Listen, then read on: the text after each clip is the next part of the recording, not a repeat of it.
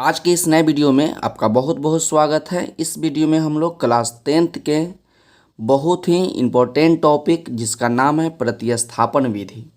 यहाँ पर टोटल 2 प्रश्न लिया गया है। दोनों प्रश्नों को हम लोग प्रतिस्थापन विधि से हल करेंगे। हल करना मतलब यही होता है कि जो भी आपका रैखिक समीकरण दिया गया है उसमें जो x और y है उस x और y का मान निकालना। क्या बोले? x और y का मान निकालना। तो दोनों प्रश्नों को हम लोग क्या करेंगे? प्रतिस्थापन विधि से हल करेंगे। तो वीडियो को अंत तक जरूर देखिएगा। यदि आप देख लेते हैं तो प्रतिस्थापन विधि से हल करना आपको आ जाएगा। तो चलिए हम लोग इस प्रश्न को सॉल्व करते हैं। सबसे पहले हम आपको बताते हैं क्या कि प्रतिस्थापन का मतलब क्या होता है। प्रतिस्थापन का मतलब होता है प्रतिस्थापित कर देना, एक जगह से उठाकर दूसरे जगह बैठा देना। माने कि बच्चा एक कुर्सी पर बैठा है तो उस कुर्सी पर से उठाकर और दूसरा कुर्सी पे बैठा देना, उसी को बोलते हैं हम लोग क्या? प्रतिस्थापन। तो चलिए हम लोग इसको सॉल्व करते हैं। सबसे पहले प्रश्न नंबर 1 सॉल्व करते हैं। तो इसको सॉल्व करते हैं तो यहाँ पर जो भी आपका रैखिक समीकरण दिया गया है उसको सबसे पहले हम लिख लेते हैं। तो आपका दिया गया है कि 2x plus Y equal to 5। इसको लेट कर लेंगे हम लोग समीकरण 1। और दूसरा जो आपका रैखिक समीकरण दिया गया है 3x प्लस में 2y इक्वल टू 8। तो इसको लेट कर लेंगे समीकरण 2। समीकरण 2 लेट कर लिए। अब इसके बाद क्या करेंगे? समीकरण 1 और समीकरण 2 को देखेंगे। जो आपको आसान लगेगा, जो आपको हल्का लगेगा, उस समीकरण को लिख लेंगे।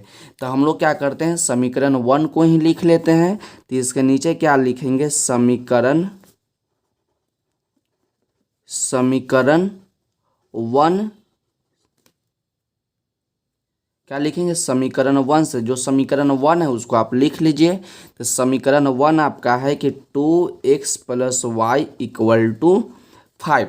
तो समीकरण 1 को लिख लिए। अब हम लोग क्या करेंगे? समीकरण 1 की मदद से हम लोग x का मान निकाल लेंगे। यदि आपको मन है तो y का मान निकाल लीजिए।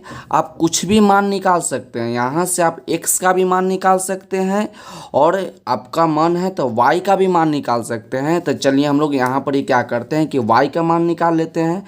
तो यहीं पर ही हम लोग y को छोड़ देंगे। तो y को छोड़ दीजिए। तो इक्वल टू इधर आपका 5 है तो 5 लिखिए और इक्वल टू के इधर आपका 2x है। तो 2x है तो इक्वल उस साइड ले जाएंगे तो आपका क्या हो जाएगा? आपका हो जाएगा माइनस में 2x। क्या बोले कि इक्वल टू के इस साइड यदि प्लस में है, यदि इधर ले आएंगे तो प्लस से कच्ची में हो जाएगा, माइनस में हो जाएगा। तो y का कितना मान निकल गया? y का मान निकल गया कि 5 माइनस 2x।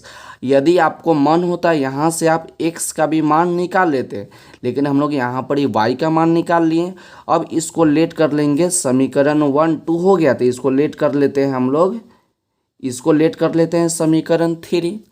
अब हम लोग क्या करेंगे कि जो भी y का मान निकाले, इस y का मान हम लोग समीकरण 2 में रखेंगे।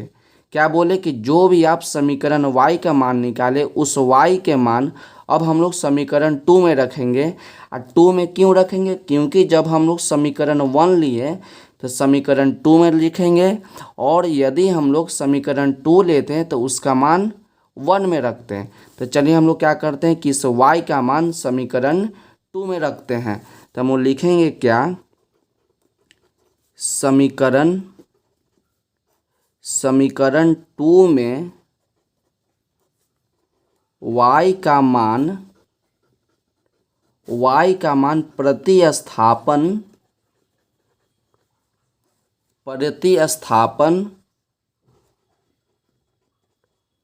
करने पर क्या लिखे कि समीकरण 2 में y का मान प्रतिस्थापन करने पर। तो समीकरण 2 आपका क्या है? समीकरण 2 आपका है कि 3x प्लस में 2y इक्वल टू 8। आप कितना मान रखिएगा? y का मान रखिएगा 5 माइनस 2x। तो यहाँ पर लिख देते हैं हम लोग कि put y equal to 5 minus 2x। तो जहाँ पर ही आपका y है वहाँ पर ही मान रख दीजिए 5 माइनस 2x। तो आपका 3x प्लस 2 y का कितना मान आ गया? y का मान आपका आ गया 5 माइनस 2x इक्वल टू आपका हो गया 8। अब इसको सॉल्व कर दीजिए तो 3x प्लस 2 को 5 से गुना करेंगे, 2 को 5 से गुना करेंगे आपका 10 हो जाएगा, प्लस माइनस माइनस हो जाएगा, 2 को 2 से गुना करेंगे तो 4, आपका x है तो x लगा दीजिए, इक्वल टू आपका हो गया 8। तो यहाँ देख रहे हैं कि 3x और यहाँ देख रहे हैं कि माइनस में 4x, तो आपका क्या होगा, घट जाएगा 3x और माइनस में 4x, तो 4 में से 3 जाएगा तो 1 बचेगा तो 1x, लेकिन बड़का के पीछे माइनस तो आपका माइनस हो जाएगा, यहाँ पर ही बच गया प्लस में 10 इक्वल टू 8। अब इसको क्या करते हैं कि x को क्या करते हैं कि इक्वल टू के उस साइड भेज देते हैं और 8 को बुला लेते हैं, तो यहाँ पर ही बच जाएगा आपका 10, इसको बुला लीजिएगा इधर तो प्लस से आपका माइनस में हो जाएगा इक्वल टू, अब यहाँ पर ही माइनस में x इक्वल टू को उधर ले जाएंगे तो प्लस में x, तो 10 माइनस 8 कितना हो जाएगा 2, इधर हो गया आपका x, तो x का कितना मान हो गया, x का मान आपका हो गया 2। अब हम लोग क्या करते हैं, इस x का मान समीकरण 3 में रख देंगे तो आपका y का मान निकल जाएगा। अब लिखेंगे हम लोग कि समीकरण 3 में x का मान रखने पर, तो समीकरण आपका 3 क्या है कि y equal to 5 minus 2x, तो y equal to 5 minus 2 into x का मान कितना रखना है, x का मान आपका 2 रखना है तो 2 रखिए, तो y इक्वल टू 5 माइनस 2 में 2 से गुना करेंगे तो 4, तो 5 में से 4 जाएगा तो 1, तो y का कितना मान आपका आ गया, y का मान आपका आ गया 1। तो यहाँ लिख देंगे लास्ट में कि x इक्वल टू 2 और y इक्वल टू 1, आपका यही जो है आंसर हो गया। तो इसको आप ध्यान से देख लीजिए, जब यदि आपको प्रश्न नंबर 1 समझ में आ जाएगा तो प्रश्न नंबर 2 को भी आप बहुत ही अच्छे तरीक़ा से समझ जाइएगा, क्योंकि प्रश्न नंबर 1 और प्रश्न नंबर 2 जो है एक ही जैसा है। अब चलिए हम लोग प्रश्न नंबर 2 को सॉल्व करते हैं। प्रश्न नंबर 2 आपका है तो इसको सबसे पहले क्या कीजिए, लिख लीजिए, तो x minus y equal to 5, इसको लेट कर लेते हैं 1, और दूसरा आपका रैखिक समीकरण है कि x plus 3y equal to -7, इसको लेट कर लेते हैं 2। अब आपका मन के ऊपर है कि समीकरण 1 लीजिए या समीकरण 2 लीजिए, तो यहाँ लिखते हैं कि समीकरण 1 से, तो समीकरण 1 आपका क्या है, समीकरण 1 आपका है कि x minus y equal to 7। यहाँ पर आप x का भी मान निकाल सकते हैं, y का भी मान निकाल सकते हैं, तो यहाँ पर हम लोग x का मान निकाल लेते हैं, तो x इक्वल टू 7 माइनस में y, तो इक्वल टू को उधर ले जाएंगे तो आपका प्लस में y, इसको लेट कर लेते हैं हम लोग समीकरण 3। अब हम लोग क्या करते हैं, इस x का मान समीकरण 2 में प्रतिस्थापन कर देते हैं, तो लिखेंगे यहाँ पर कि समीकरण 2 में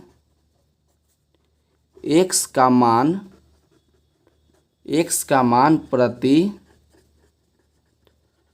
प्रतिस्थापन करने पर, तो समीकरण 2 आपका क्या है, समीकरण 2 आपका है कि x plus 3y equal to -7, तो इसको लिख दीजिए।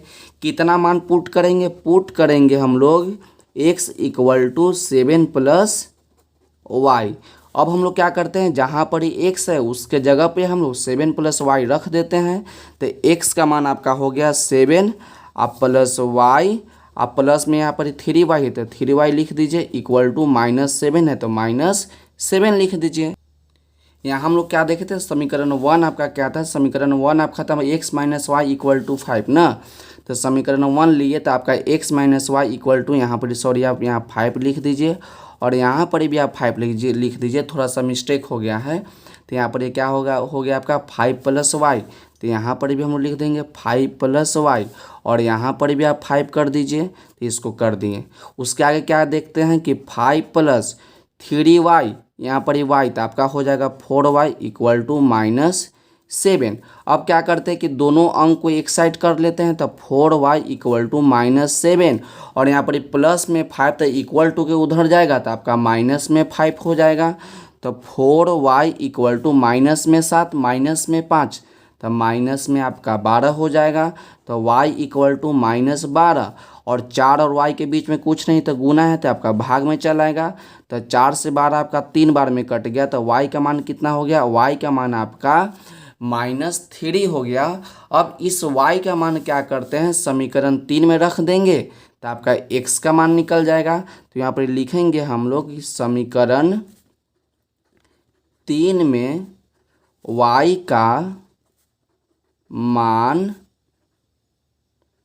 रखने पर, तो समीकरण 3 आपका क्या है, समीकरण 3 आपका है कि x equal to 5 plus y. तो x इक्वल टू 5 प्लस में y, तो y का कितना मान रखेंगे, y का मान रखेंगे -3। तो x equal to 5 plus y का मान आपका -3, तो -3। तो x इक्वल टू 5 प्लस -3, तो x इक्वल टू 5 -3 कितना हो जाएगा, 2 हो जाएगा। तो यहाँ पर ही आपका आ गया x का मान -3 और y का मान -3 और x का मान आपका हो गया 2। आपका यही जो है आंसर हो गया। तो इसको आप ध्यान से देख लीजिए और इसका भी स्क्रीनशॉट ले लीजिए ताकि बाद में इसको अच्छी तरह से नोट आप कर सके। केवल एक जगह मिस्टेक हो गया है थोड़ा सा, हमको 7 के जगह पे 5 लिखा गया है। तो इसमें आपका कोई दिक्कत नहीं। और प्रश्न नंबर 1 का भी आप स्क्रीनशॉट ले चुके हैं। तो आज के वीडियो के लिए बस इतना ही। मिलते हैं अगले वीडियो में। यदि वीडियो अच्छा लगा हो तो वीडियो को लाइक कर दीजिएगा और चैनल पर नए हैं तो चैनल को सब्सक्राइब कर दीजिएगा। तो तब तक पढ़ते रहिए और बढ़ते रहिए। मिलते हैं अगले वीडियो में।